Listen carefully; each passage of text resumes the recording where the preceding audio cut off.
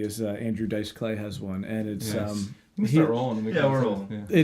It's like totally absurd, and everyone he has on is just he uses it as an opportunity to talk about his mythology and stuff. But one of the things he always talks about is he's very proud of his lava lamp collection. Really? Andrew Dice Clay has a lava lamp collection. He's so proud. He that's how he sort of promotes how he sells his podcast. It's like, look at all these lava lamps we have.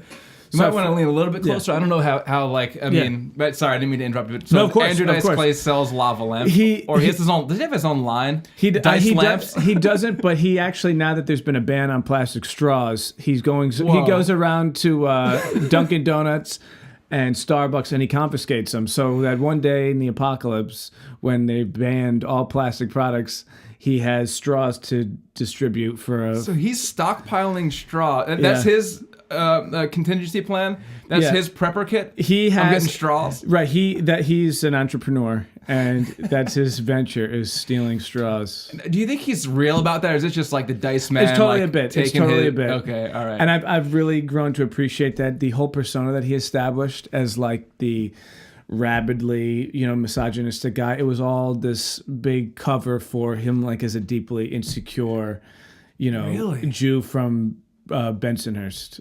That makes sense. He's so good at playing that role, that bit, that it's like hard to separate. Right. But when you realize it's just a big like con. Yeah. Wow. I know. I'm big on people lying to me and then being a joke. Tell me what I want to hear. Right. So how does that lead to him of lava lamps, though? Well, I think he's sort of trying to, as an ironic take on like the podcast with like their accessorized studios and everything, and that's he tries to make it look like a 14-year-old's bedroom in like the 1970s. So this is an ode to Andrew Dice Clay, I suppose. I'm proud to be here because of this. I probably wouldn't have showed up if this wasn't here. I would have walked out. Well, thanks for coming. I have to do this as a little housekeeping thing because we realize we want to be able to sync our audio to our video, and we're deciding to use this. This is our version of like, the little thing we have in movies so they can sync the audio and video. Right. We're going to do this from now on. There it is. So Jesse knows right where we are. Come on. And that's how we'll start it. I feel like it's my turn at like an opium den or something like that. You can take a turn on it. Check it out. See how your chops How are. hard do I have to hit this? Is it just like a gong? There's no wrong way. That's satisfying. It's pretty satisfying. There you go. At any point, if you want to like stop me or like make your own, just ding, and then That's the most investment in a band I've ever had was that moment right there. It's a strong start. Right. So for everyone out there, welcome to Next Stage Podcast. We got LJ here, a.k.a. John Saward. I know him as LJ primarily. He's a writer, writes for Vice, and also has done pieces for a few other... Vanity Fair. Fair, published. There's a lot of things I've written in my Gmail drafts to ex-girlfriends that I haven't sent to anyone, which is good. It's long text messages about the etiquette at restaurants. So multiple different platforms. All kinds. You're not restricted. Yeah, all venues. That's kind of what I'm doing now. Yeah. And I know you from Billy Beans. You were tending bar there. That was a big music scene that was going on there. So that's why, that's how LJ, John, I'll call you LJ from now on. But John Saward, if you want to look up his writing, John Saward, we're going to say it again at the end. We're going to link people to your stuff. But I know you from being the bartender at Billy Beans when there was a lot of music going on there and there was a big local scene going on. Don was very involved in that, of course, Don Olson. So that's why we wanted to bring LG onto the podcast because of that connection. But we also want to let everyone know that it's not just about music here. Like we all have different ways of expressing ourselves. There's different creatives in the community. And because he's a writer, it gives another dimension. And this next stage is for everyone. So it's, well, what's your next stage, as we said. Right. So writer, music, involved in the music scene. So what I'd like to get at, I think, to start is, what happened with Billy Beans when it started? How did that start? How did the music come in there? Do you remember? I think what it was at the time we had another manager who had been there for a long time, and he was always sort of on the cusp of leaving. He had been there forever, so sort of felt this like, investment and begrudging kind of commitment to the place. Like he didn't want to leave because it would have, really kind of crippled the business. And we were desperately kind of thinking of ideas to help him out. And this is you and Don. Me and Don, yeah. And we knew that there was this really interesting. I wasn't there for when the music stuff started in Danbury, but there was this like really interesting kind of scene and people that were like engaged in all these like kind of bizarro things that I just looked at Danbury as this really basic suburban town, and we wanted to do something to kind of like capture that. I think Cousin Larry's had just closed. Yeah, and Donnie is way more ambitious and more hardworking than I am. I just kind of show up.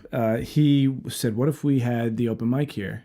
And in the beginning, it was Jeff Gorson and Johnny Chapman were co-hosts every week, and from there, it was like, how can we lure in like all these old people that were just kind of refugees almost. And what we did was we were like making like complimentary quesadillas, anything to like bring people down. Yeah. And in the beginning, we had a lot of the people who had like $6 would come down just to eat. And it became this like, almost this like a soup kitchen type thing where people would hang out and then the music would happen and they would stick around. And then I think that's the genesis of it was how do we, without being like really tacky and overly promotional for this thing, how do we get people to see that we just like want this to be a forum for like everyone who really wants something going on downtown? And at the time, were you guys that aware of the different musicians around, or was it sort of like, let's open the door and see who comes in? Like, how did the open mic idea start? Did Don see an open mic somewhere else, or did Johnny approach you guys and say, let me do it here? Like, what opened that door originally? Or did you guys know people you wanted to do it? I think at the time, Johnny Chapman had, he was always like in the area, and we had Kyle Tricola for Two Fisted Law. He would play our St. Patrick's Day every year. And we knew that there was like this like real appetite for just live music. I mean, it was a disgusting bar. The atmosphere was dark, and they weren't going for the atmosphere, right? And it really lent itself to this, in a superficial way, even the attributes of like a grungy, really just genuine. It seemed like a punk rock bar. Right, it did. That. Even the stickers in the bathroom, and right. Sometimes the toilet didn't work. There was something strangely endearing about that. Absolutely, and I think that was an accident that happened because the bar was always a sports bar, and the owner, he did not want it to pivot to live music. He wanted it. He had this dream of it being a sports bar, and in the beginning there was like a few music nights where after the thrill of something fresh was there, and it kind of had to survive on its own. It was really slow. The turnout would be maybe 2 or 3 musicians, but it would be just Jeff and Johnny there all the time. And Jeff was such like a lion tamer basically, and Johnny would just get up there and play for an hour if you needed him to. And I think because it started with people who were they weren't doing it for the thrill of anything besides how can I perform and be with people who are in this like community that's sort of adrift on this like floating raft, just looking for dry land. And I think all the musicians eventually were like, okay, look, here's something we could climb onto. Here's someone who cares about what we care about. Right. Now, what do you think? Was there any specific turning point when things picked up? Because I remember it early on going to the open mics, and it was a little how you described, but I think I was a little bit later into where there was more of a list and more people showing up, and then it wasn't too long of me going a few times that it would be going all night, and there'd be multiple musicians getting up and jamming, and it was like this was a very happening scene. Like, did that switch quickly, or was it kind of like a gradual thing?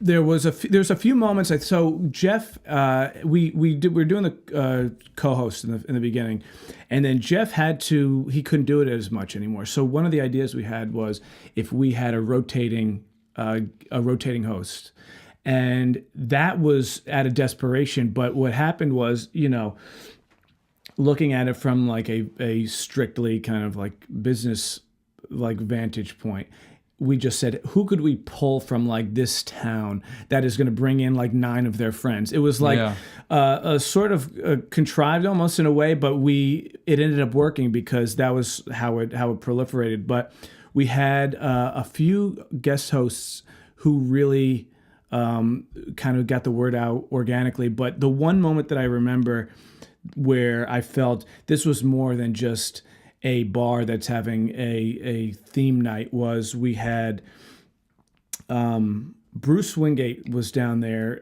and Joe Russo and Johnny were up playing, and Bruce was a regular there. He would always hang out. And this girl, had never seen her perform before, but apparently she was a regular at Larry's. Her name was Sariana. Okay, and I recognize the name. A very talented vocalist, and she was up there. Someone was like, come on up. She had enough of her friends there. And they started doing Gloria. And they dragged Bruce up to just kind of belt through the chorus. And then there was like, Brenton Vaughn was there at the time, and Joe Russo was already up there. And they all kind of just like coagulated this thing that happened. And they just went on for 10, 11 minutes. And I remember stopping and thinking like, this was... this whirlpool, and everything just kind of swirled together at this one perfect moment. And I was like, this is one of those magical serendipitous things that happens. And if you're patient, eventually it will. If you're patient and you care about the right things, if you try and draw the right people into it, eventually they'll sense that. Like, people have like a real knack, a real just kind of like prehistoric understanding of like, what's a primal, right? When am I gonna, where are my people? Yeah. And who are people who respect me for loving this same things they love? And they all were playing for, it was like 11, 12 minutes. They just went on, and I think people understood like this had some clout. Something tribal. Yeah. And that's what it felt like there, going to the open mics and being there, is it felt like a tribal thing. You felt like you belong, even though I might not have known everyone's names in the beginning, or some people I would always say, hey, and I would give them a hug, but I couldn't remember their name. But there was something about feeling accepted there, right? Right. It was, and I think it was really, I had been there for so long, and Don had as well, and we had no pretensions about the place. Yeah. And I had no dreams of it being like a super fancy cocktail bar, or we didn't have a very intricate beer selection or anything. We didn't have any. That's one way to put it. Yeah. Not very intricate. I just pointed to the empty bottles and said, "We could have one of these. We might have one of these." And I think people respected the sincerity of that, and even because everyone knew that the bar was pretty close. It was not quite teetering, but it was close. Yeah. And they knew that anyone who was there was fighting for basically the same things you were. And I think that's really disarming, or at least I noticed it was, that the customers are way more invested in just like the life, the kind of existence of this place, when they feel like they have a hand in its, So kind of like it was a place for people to rally around, you mean? Like people who were interested in their art and their poetry and their music or whatever they were doing, was like, here, this place is a central point where we can all gather, right? Absolutely. And you guys just opened the doors thinking, well, let's see what happens. And that's kind of a beautiful relationship of that. And I always felt that way. I always felt very welcome, like I was at home, and I'd see you, and you'd already here. I got your Budweiser for you, and then and Don would always be setting up the PA and talking to me about whatever's going on and what he's doing with the Hero Project or the Bethel BMX, and it felt like a very like an extended family. Right. When I went in there, and as like the cliche of Cheers, where everyone knows your name, but it felt that way walking in. Yeah. And then the more people that would show up, it's like everyone was there for the right reason, it seemed like. Right.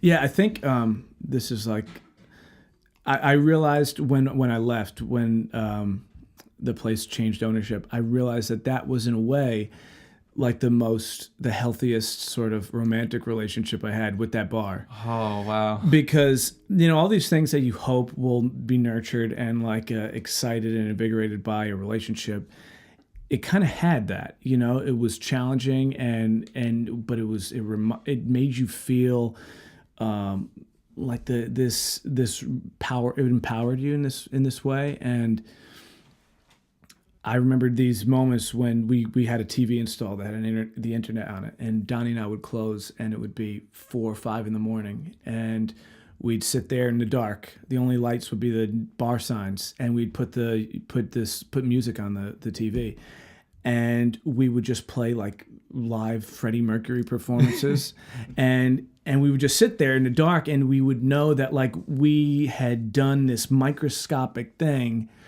that people cared about. And at Donnie used to feel this nervous compulsion to always reach out and tell people we had open mic. And I said, I don't think you need to do that anymore. I think the fact that we love this so much, like people feel the residue of that. Yeah. And we would just sit in like some of the most like kind of powerful moments, I think, for us was thinking about that you guys had come down for no other reason, because no one would want to come there by choice. There was a garbage bag taped over the urinal, and your feet would stick to the floors, and you would not be there unless there was something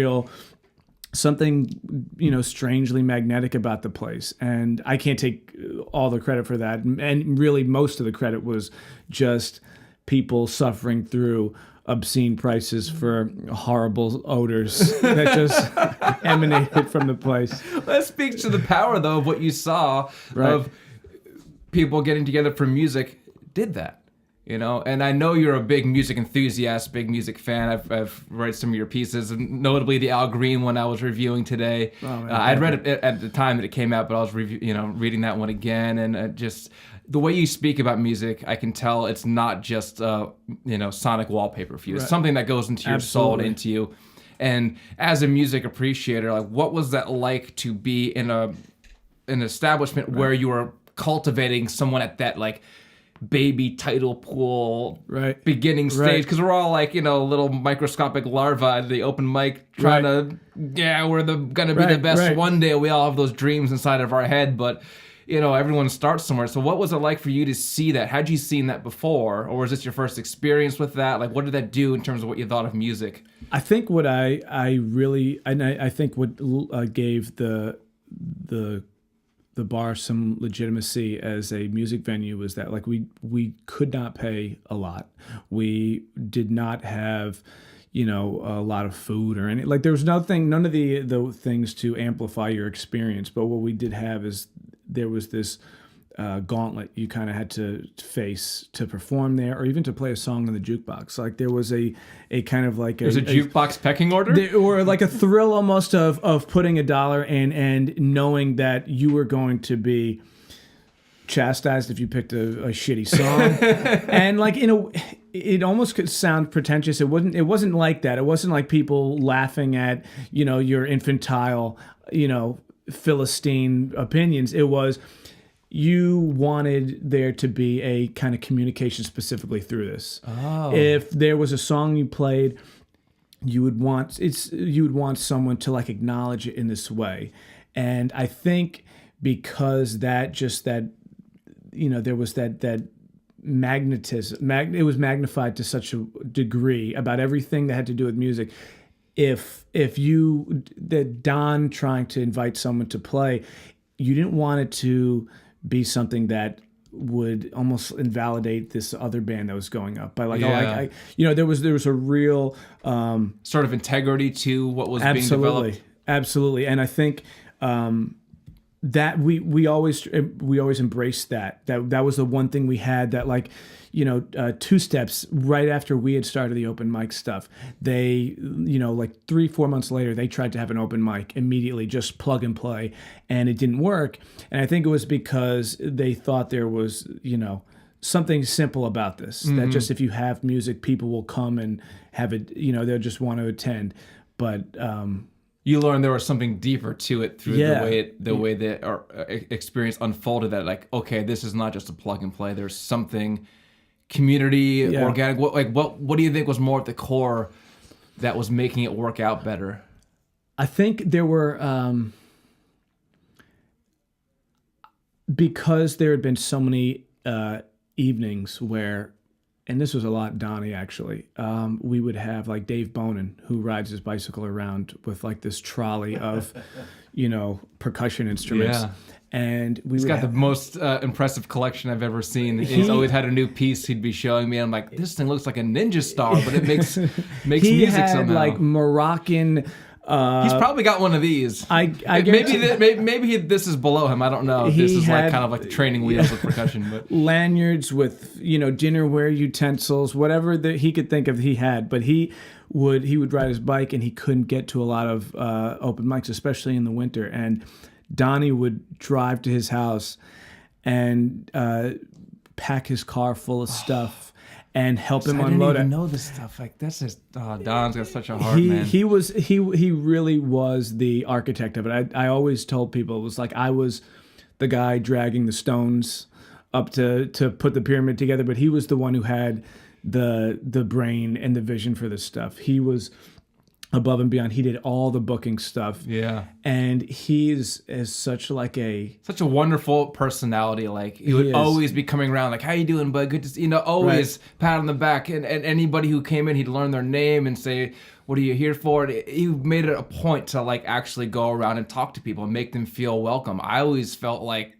so welcome, even from the very beginning. That's a huge thing. Yeah, and I think it's just how he is. That's exactly how it was. It wasn't an act. It wasn't like somebody you get the sense if they're like going around checking because they heard somewhere that this gets good reviews on he was, online. Like it was like he couldn't help himself but do that, and that was what was so endearing is it was real.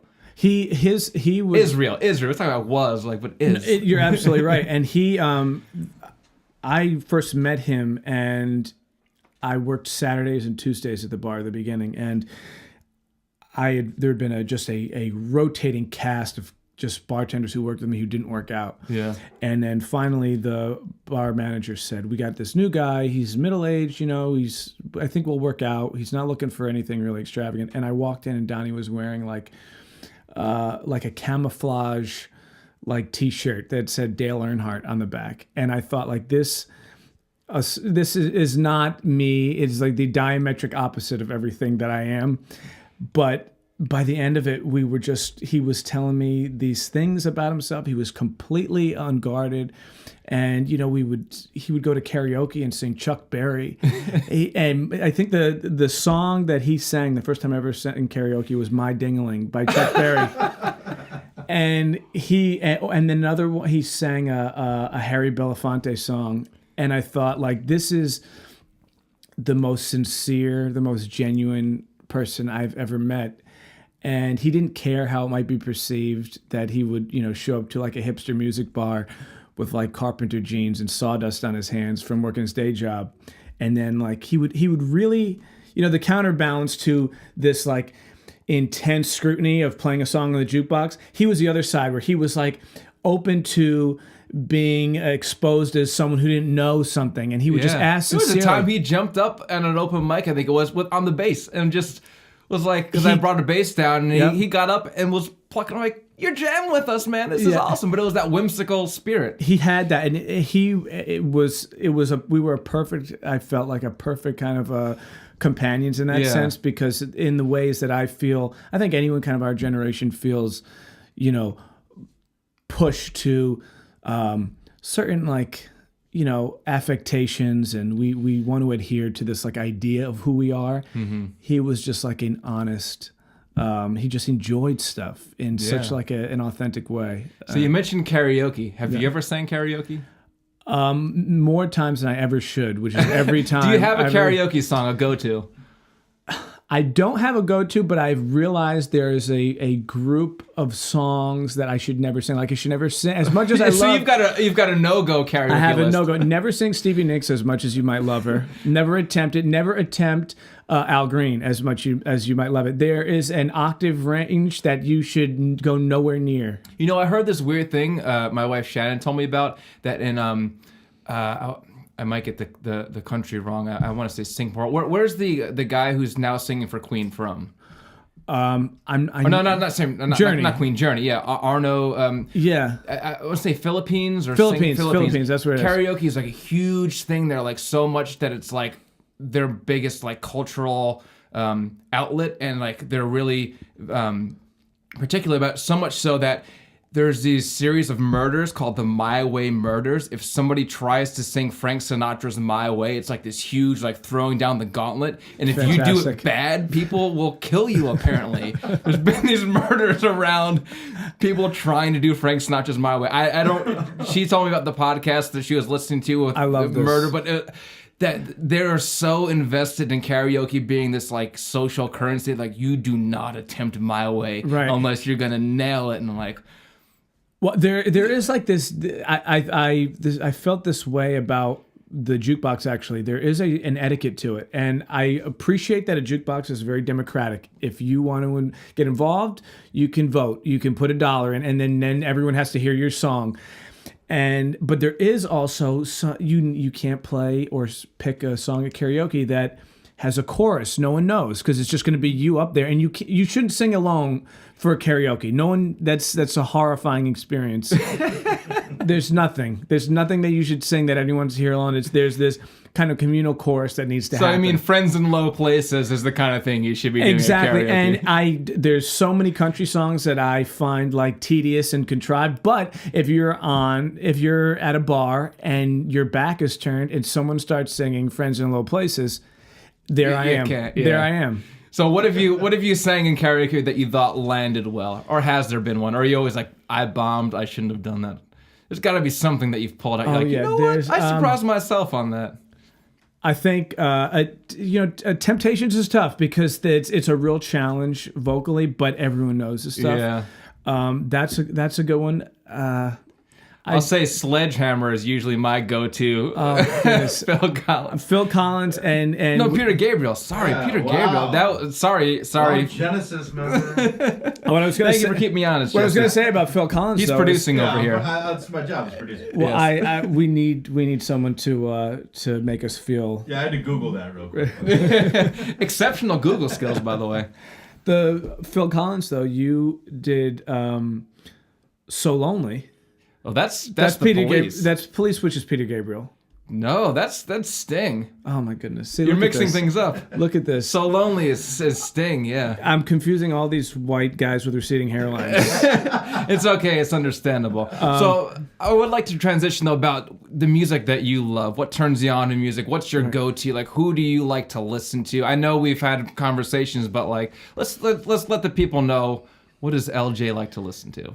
I found myself, and maybe you've reached this point yourself, where I used to feel this urgency of like consuming new music, and I used to always need to know and to just want to have it and then disseminate it to other people, what was new and all that stuff. But now I've reached a point where I have almost no interest in that, and I'm like, circling my wagons around all of this canonical stuff that you see the karaoke hits for some of these bands, but then you like kind of dig into the soil of that, and there's this whole like body of Rolling Stones early stuff that sounds like identical to the Beatles before they took this pivot to like whether it's like arena rock songs between timeouts at a football game, or but I'll say that my favorite band, if I had to pick one, is far and away the Rolling Stones. My man. I knew I liked you for a reason. The actual true greatest rock and roll band of all time. Maybe not the greatest pop act of all time. Like I almost rock and roll band. I completely agree, and I feel like when I'm asked that question, I should have something that's more, defining, something more, specific. Because everyone likes the Rolling Stones. It's just like the immediate connotation people have with the rock and roll. Yeah. But there's a reason. They are just an unimpeachably great band. Now, what do you think that reason is? And I'll kind of couch it in a sort of, I don't want to say a loaded question, but because I think there's a difference between rock and roll and other pop music that might have elements. Do you think there's a difference of what they did with rock and roll that makes it more responsive to you? Like, what do you think makes them different from another comparable act, like maybe the Kinks or somebody who was a contemporary that like just doesn't cut it? What is there? I think their influences and sort of the DNA of their music is very explicit, but not in a sort of self-celebratory, like, hey, we've heard of Otis Redding too sort of way. Not derivative. Right. They had their they had their formative kind of bands, and they wore that like war medals. Almost. Yeah, there's that story where they were asked to play on one of those pop shows back. I can't even say the name because I'm gonna mess it up. But something like Hullabaloo or one of those things, and they're sort of what is it called? Not qualifier, but their requirement stipulation was that Howlin' Wolf had to open for them. And I don't think that the people at the station are like, okay, we'll get whoever we need to get the Stones on, and then you see Howlin' Wolf up there. Right. How many more times? Like shaking his finger at the the go-go dancers, like, whoa, this guy's intense. But like they brought his music to a wider audience because they're like, this is the guy you should be listening to, because we would trade places with him in a minute because they were identifying with his passion. Right. But they knew they couldn't ever imitate him. So is that what you mean? They brought their influences up to the forefront, but didn't try to like actually ape them and emulate them. It felt like an homage more than it felt like an appropriation. Yeah. And I think sincerity is something that is like so hard to find. I feel like especially now where like everything is in this like all this fake news. We don't know what's real. I had no idea. It's like this alternative facts. It's like a Russian nesting doll of irony. And like, what is like, how do you really feel about something? What is, what was sort of like the cave paintings that you first saw and kind of sent you on this journey, and they had songs in the beginning where it was like, 60% of it was just cover songs. Yeah. And it was messy and it was, but I think that's what people want. But it was always inspired. Exactly. Now I have to ask you the question. One sec, by the way. Shindig. Shindig. Our producer gave us the answer. 1965. 1965 Shindig, Howlin' Wolf and the Rolling Stones. Never heard of it. Well, now you have. Yeah. That was like right before they kicked off that like unprecedented streak of 6 albums. Incredibleness. Yeah, right. Like, who can shake a stick? Oh my! And just considering the wealth of material they developed in that time period. Oh, yeah. And so I have to ask you the question. Like, don't sweat it. Right. No particular order, but top 5 Rolling Stone songs, if you can. If you can, you don't even. I'm not gonna hold you to it. I'm not gonna like post and say LJ cannot like any other songs, but no. Right. But top 5 as they pop off your head. Okay. The first one that comes to mind is Memory Motel. And why?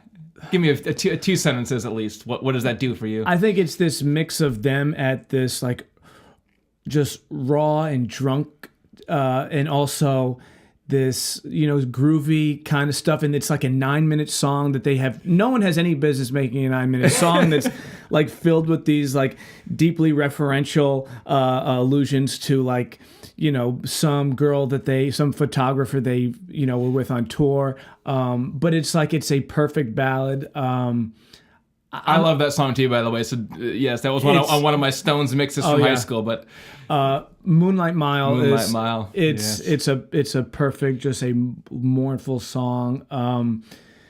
You could pick any of the ballads, really. Can't You Hear Me Knocking is the first, I don't know, minute and a half of that song. Like, I've never had a moment that I felt really explicitly cool in my life. But if I had one, anytime I'm driving somewhere, like to a house for someone who, to like a girlfriend's house when I know she's going to break up with me, and if I imagine this song, when she's going to break, wait. Well, you get the call, you get the text. It's like it's going to happen, and you're like psyching yourself up, like I can talk my way out of this. Yeah. And that opening riff, and you're just like, I'm cool. I'm cool enough that I can't be penetrated by this. But you just end up going home to Moonlight Mile. You drive there to Kitchen. That's the reverse of Can't You Hear Me Knocking? Absolutely. I'm coming for you. They do a cover of Under the Boardwalk, the Drifters song, Is this in your 5 or is this just an This is aside? in- this An is in my aside? 5. This is in your 5. So this is 4. We got one more after You know, this. I'm just gonna say. I might allow whichever you a one- few more. Don't worry. Right, You can have some honorable mentions. Let It Loose is another one. Oh yeah. That is an amazing song. I love that how he does tags the line of "Man of Constant Sorrow" in there. You know, maybe your friends think. That they were. I used to play that song for you at open mics. I'm like, this one's for LJ. I'm doing Moonlight Mile. I wish I would work there deep into Oh, sorry. convalescence. No, You did Moonlight Mile. Moonlight Mile. I'm mixing things up, just like you mixed up Sting and know Phil Collins before. Well allowed. Sorry, flag on the play. Let's proceed. Wait. This is actually a. There it is. It's like I interrupted. I shouldn't have. But Moonlight, you did such a the same things about the Rolling Stones that I found so like endearing and just like exhilarating. This willingness to kind of figure things out on the fly, but also just like. The car swerving in between those guardrails, like you kind of capture that on that song. Aw, you're too good, man. No, it's true. And I mean, who could, who has the confidence to get in the ring with God? And, Apparently, I do. I must think a lot of myself to do that. Donnie and I actually, and there's a video I still have on my phone. My phone is like, it has, megabytes of space left on it. But one of the videos I have is you doing Loving Cup at your wedding. Oh yeah. Oh, that was a lot of fun. I think I might have a version of that too.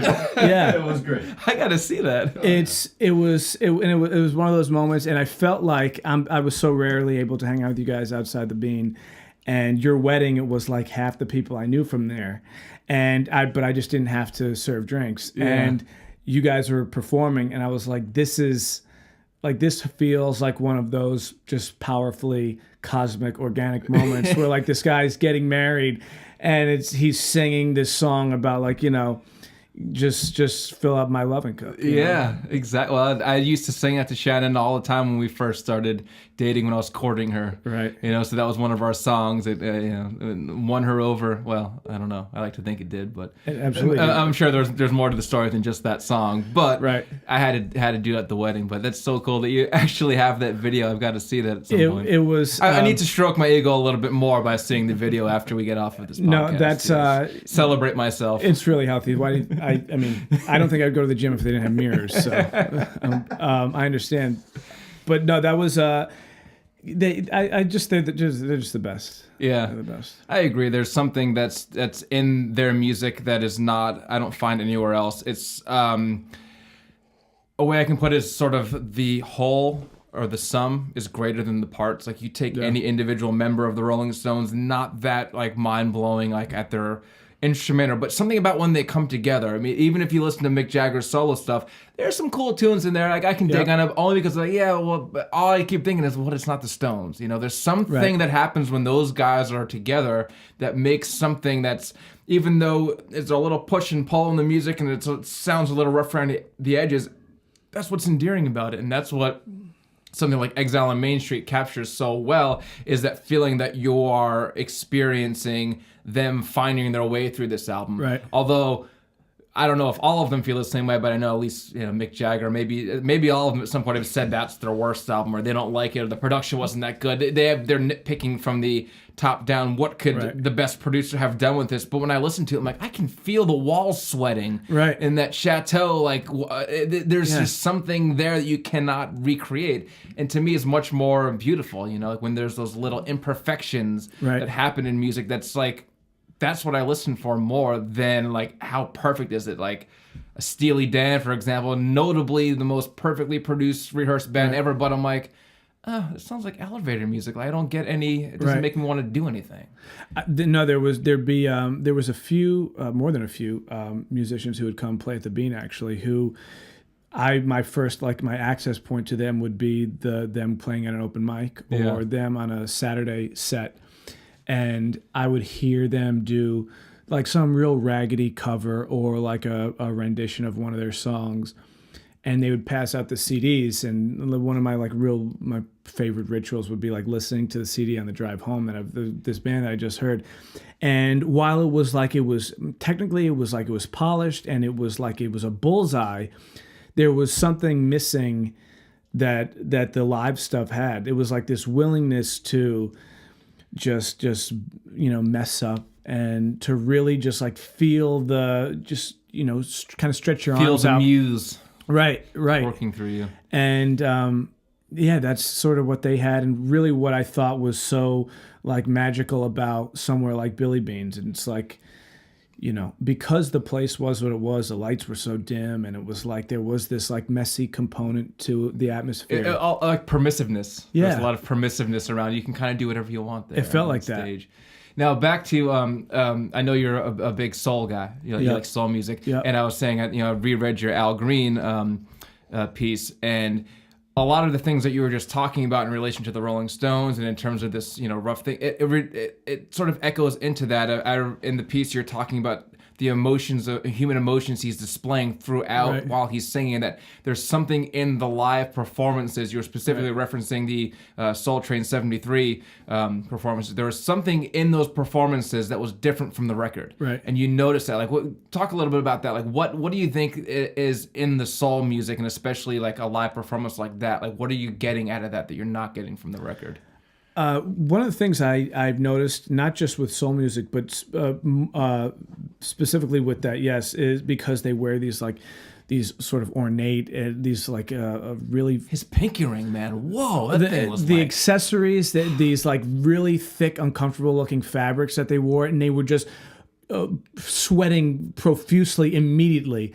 And like these variety shows, these like sweltering lights that they would have, like before the set even began, they would just be sweating so much. And there's like this disarming carnal kind of honesty to just sweating in front of people. You can't hide from that. And soul music lends itself to that, whether it's Al Green or Otis Redding. It feels like a sort of like a religious sermon. Yeah. It feels like they are accessing something that is on like this higher kind of spiritual plane. And someone who I love dearly, a musician, is Charles Bradley. Oh, R.I.P. That was such a... He is in some ways he's my favorite musician who ever was. And I always associate that with the Bean now, because you guys would put him on a lot. Oh, The Changes cover, but continue. Sorry. No, yeah, I mean, if I could provide anything to anyone in the world, it would be Charles Bradley. So I'm proud of that. But he would just be sweating in this way that felt like it was the rapture. Like a little unhealthy. Yeah, right. Like he's but not so healthy. Right. Like it was a purge of some like real just poison in his body. There's some symbol. Is this guy getting chased by a tiger? There's some like visceral like. Yes. I'm a little alarmed, but. And I think that the way that we listen to music in these deeply personal times, driving in cars or with headphones in, or out, on our way to someone's house or on our way home from a good date. It's like this, it's such an intimate experience that you want that kind of simulated in the most convincing way possible when you're watching someone live. And that's what what I really get from that. These stories they're full of torment and sorrow, soul music. So many of these guys came obviously from horrible circumstances, and to see them like sweat and share this, it feels like a sort of, like I said, like a religious confessional in this way. A catharsis, like they're purging some of their poison in public, right? But you're getting that redemptive value through it, right? And I noticed this when I would see people at the open mic, and it was like you'd have that just the right amount of drunk, where someone would be vulnerable in a way that they might not if they were in studio, and they feel this artificial, kind of need to perform and like to be perfect. And the Al Green stuff, knowing some of like his mythology and everything. And do you have any top soul artists that are your favorites? Or, I mean, is he one of them, or is it just you? I know you wrote that piece because I think it was his 70th birthday or something. He. But is he in your top or? He's definitely in my top. Yeah. I think like his mix of real, like kind of all, for lack of a better term, like kind of primal urgency, and also just the smooth melodic stuff that he understood a hook as well as anyone. There's one artist named R.L. Burnside. He's like a real deep blues guy, and he was similar to Charles Bradley in that his stuff kind of only came about, really got like a wide distribution like later in life. Some guys on some hipster record label discovered him, and he had been just kind of like toiling down in Mississippi forever, doing some of these like just unbelievably like claustrophobic, sweaty performances in like an abandoned tin roof barn. Whoa. And really paying his dues. really. And he, there was this story which all of like lore and myth becomes so tangled with the truth. And that's lovely though, because we like myth. We love it, and that's as much as once you feel it, it's like it's the eternal truth, And there's this story that he was recording an album in this like tin roof barn, and there was lightning, and they said we got to get out of here, and like everyone who was in, I think I'm fudging some of these details, but everyone who was like in the audience kind of left, and it was just him and like the recording equipment, and he just like stuck it out through this lightning. Wow. And I wonder if you can hear any of the thunder in the recordings. I would love to. He's incredible, and he R.L. Burnside was his name? R.L. Burnside. He's still alive, or he's passed away. Oh, but he wrote a song about a dog, like classic like blues stuff, but that is like so easy to dismiss as like kind of the just perpetuating this like parody. But then you realize like this is a guy who he was paying for like generations of his family with like a residual check that they would all like congregate around the mailbox so that he could keep his, and it was just like really a working musician. Yeah. And I see that stuff, and it's like, that's, that is the real essence of it. And to talk about it, you almost feel like to share that. It's like, this is now my thing that I'm like wearing. Like this is now my accessory, and I hesitate to even to like talk about it in that way because it's like this is his thing. He, I don't. He's the god here. Yeah. I'm just the the look acolyte. how cool I am that I know about right. him. I'm just the acolyte. I'm like picking you to. Right. He's the special one.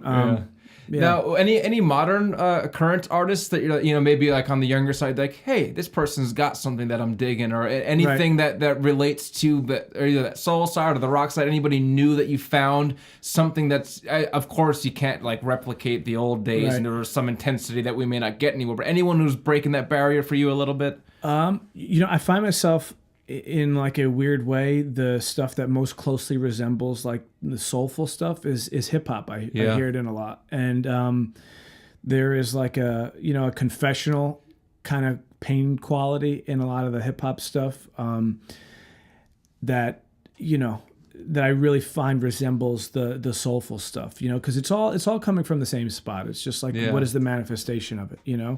In any particular, like, because do you mean this is sort of called a genre of like sad rap, like the Post Malone thing, Little Peep stuff? Because I actually was surprised when listening to some of that there was a lot of like acoustic guitar playing and singing, and like I don't know which Post Malone tracks I was listening to. It was on YouTube, but I remember feeling like this is more singer-songwriter than it is rap, and there was some expressiveness in his voice that I wasn't hearing elsewhere, and I was actually very surprised because I thought sad rap was supposed to be like rap, but it didn't come across that way. Have you ever listened to any of their stuff or anything like that? Little Peep actually is, he's like a mix of like the emotional acoustic stuff that we grew up with. Almost reminded me of Bright Eyes type things, It absolutely did. Like a lot of the stuff that people would almost like components at least of what people would call like emo music. Yeah.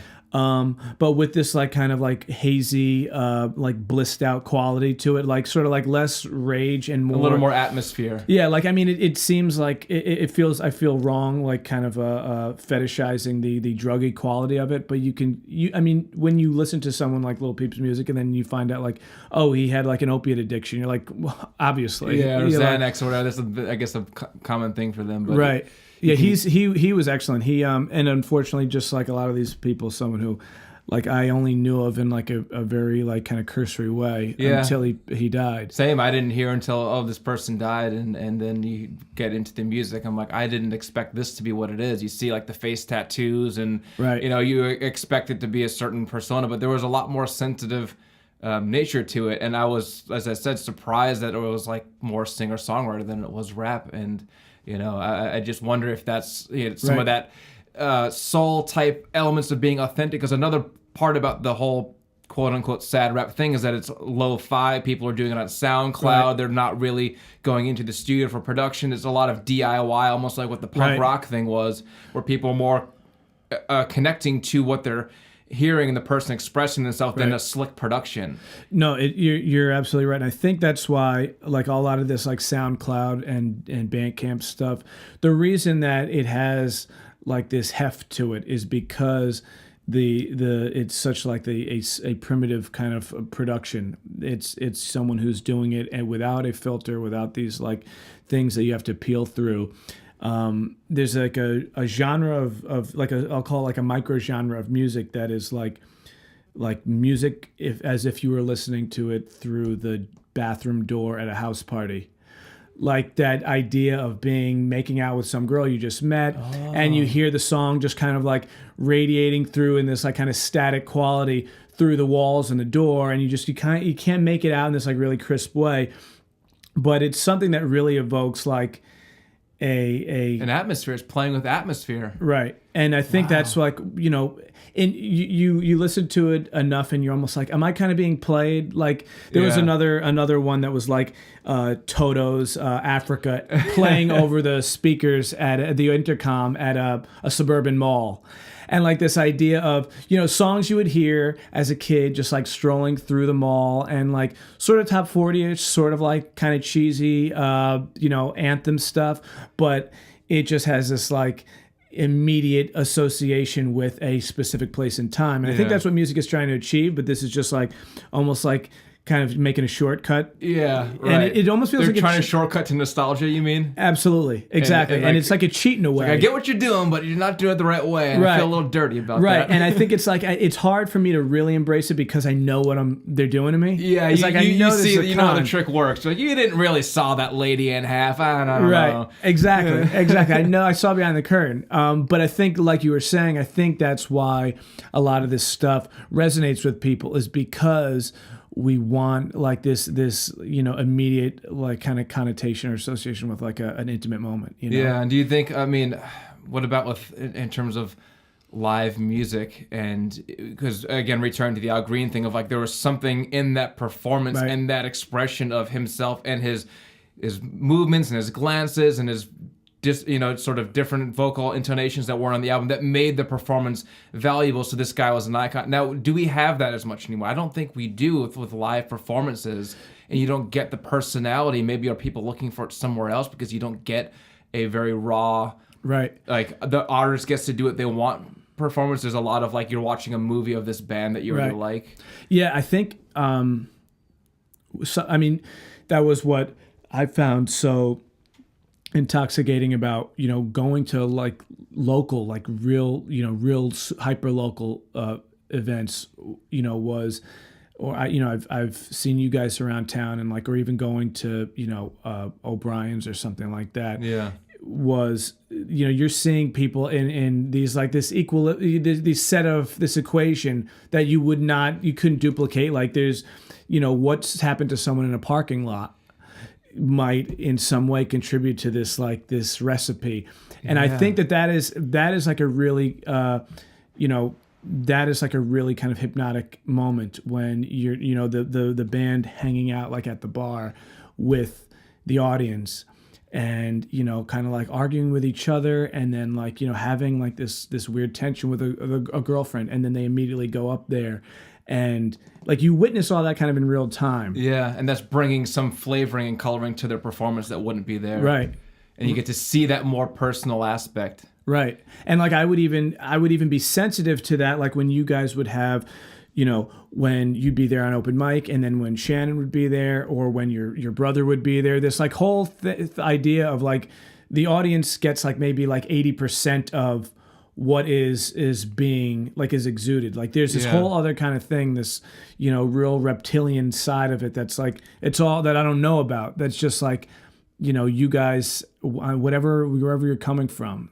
Yeah. And there you see that more like the external influence on what the internal then is able to project. That's interesting, man. And see, this is the perspective that you had being behind the bar all the time, watching all this unfold. Right. This same stage in the same setting every day, but different players and different, Right. a different play every time. So I want to ask, what would you like to see happen in music these days? Like, what would you like to see out there more? Is there anything that you're missing, or you hope things go in this direction? Do you have any kind of thoughts in that way? Are you thinking more the local stuff, or just like the?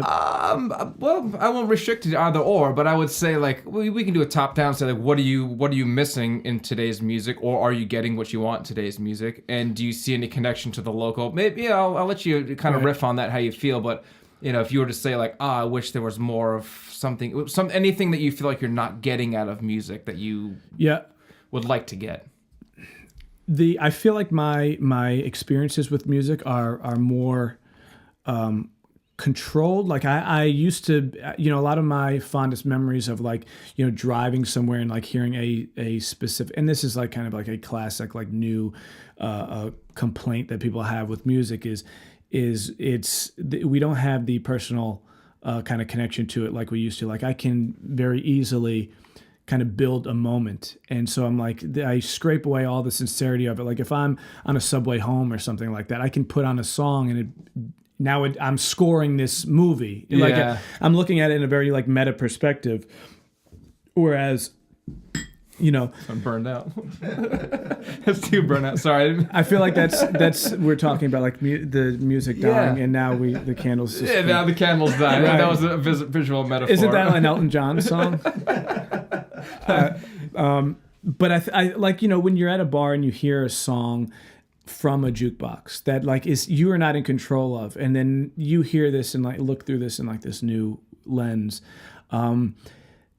That to me that's the stuff that I miss. I miss having the personal engagement with it. You mean? Right. And just like kind of feeling like this assault from the music rather than me almost like building like a diorama and then like taking a step into it and like, wow, like I'm feeling sad and now I'm listening to like, Aretha Franklin or something. Like that's, it feels uncomfortable. I don't know if there's like a way to fix it, but it definitely feels unsettling in a way. Do you think there's anything like local artists or not local, just, upcoming artists in general can do to kind of help that? Like maybe make that more personal connection? Like do you think there's anything that can kind of break that barrier and make music seem more personal to people these days? Or is it too hard with the internet? I mean, the internet's tough if that's like your initial experience with the music, but I think, and that's what was one of the things that made like the live stuff that I would see as a bartender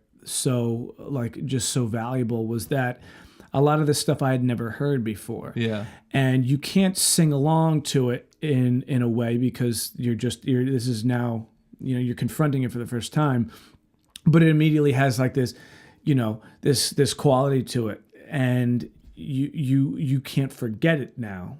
And I realized that just being around these people playing open mics and like tiny bars, that was, and then now you drive home with this tactile thing, this disc of theirs. So that makes the argument for there is a value in the open mics and the local thing, because anyone local is anyone big started local, so that's the breeding pool for it. Yeah, it was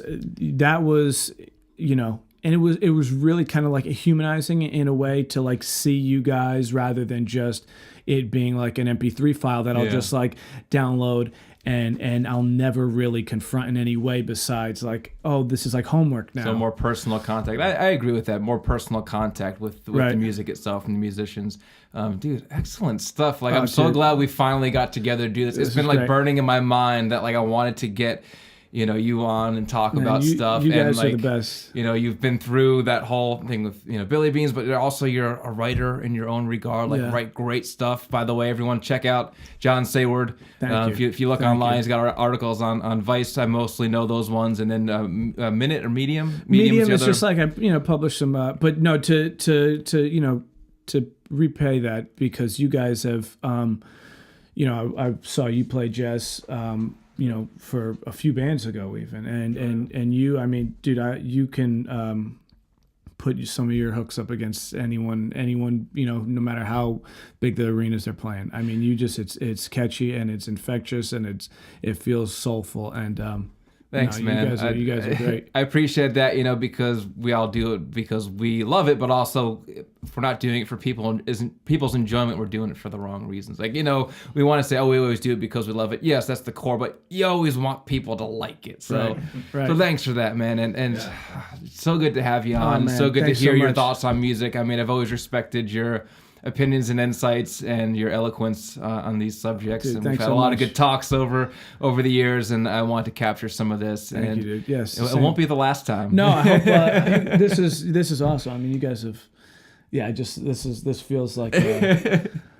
So have you had you have the whole band down here? Yeah, You this did? is where we practice. This is our jam room. I Yeah. was gonna say but that's like There's a lot of sweating going on in the summer. So if you ever want to see a real local band sweat like, Charles Bradley, well, maybe not like Charles Bradley, but we get hot down here and sweat. I think there's no substitute for sweating in the same room. Dude, I think it's awesome, and I mean the carpet feels like a perfect insulator. I mean it must be.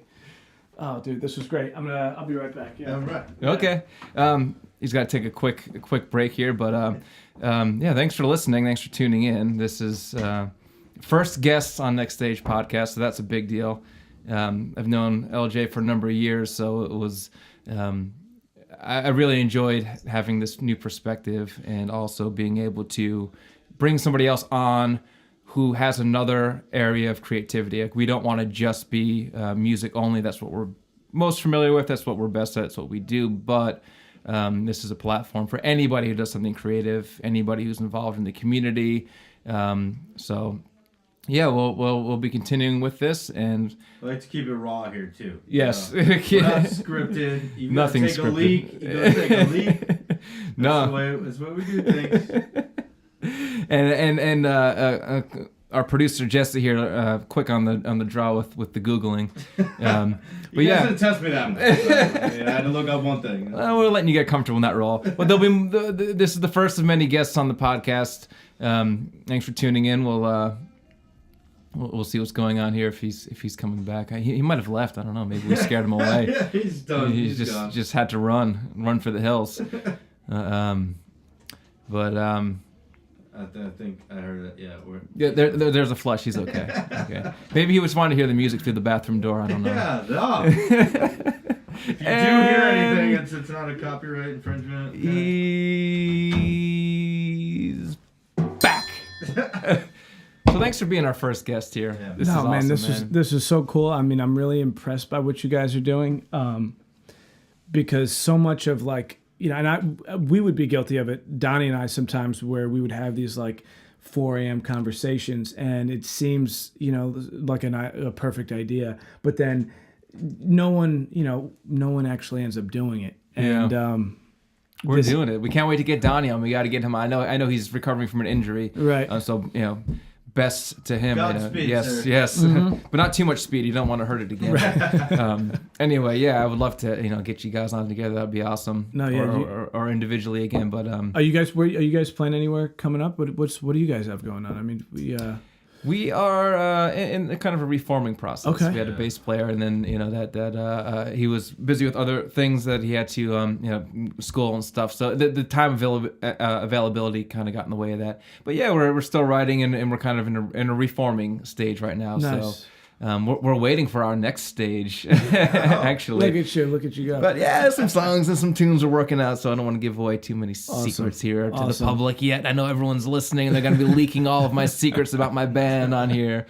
But we're still doing the thing. Awesome. Well, you guys are very talented. That's the truth. That's the truth, man. Thanks, man. You're As too are kind. Yeah. Thank you, guys. So I think that'll conclude this first guest episode of Next Stage Podcast. Thank you so much, LJ, for coming on again. Check My out pleasure. John Saward. Look at his articles. He's got a really engaging writing style. I love reading your stuff. Thank you, man. And we'll hope to have you on again sometime, man. I look forward to It's it. a lot of fun. I look forward to it. First guest! Yay! Nice. And just because I love it, I got to end it with a... Perfect. See you guys next time. Or you'll see us next time. Right. No, Bye. awesome guys. Awesome guys. That was really good.